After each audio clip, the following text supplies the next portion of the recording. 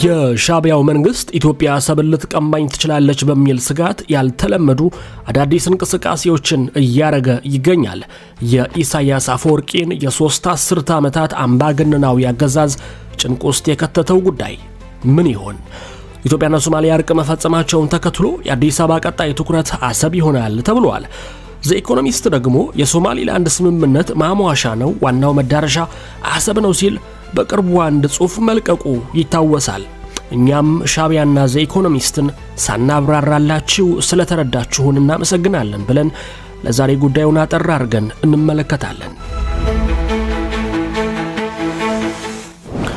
ከውስን ወራት በፊት የአልሲሲዋ ግብጽ ከባድ ጸሎት ላይ ነበረች። ለኦሳሪየስና ራህ የቀረበ ምልጃ አልነበረም። ዶናልድ ጄ ትራምፕ ወደሚባል ባለወርቃማ ጸጉር ባለቤት የተላከ እንጂ። ሰውየው ዳግም ተመርጠው ነጩ ቤት እንዲገቡ ከሷ በላይ የተመኘ አልነበረም። እሷ ያቃታትን ያደርጉልኛል በሚል ተስፋ። ባለፉት ሳምንታት ግን የሆነው ሌላ ነው። አብዱል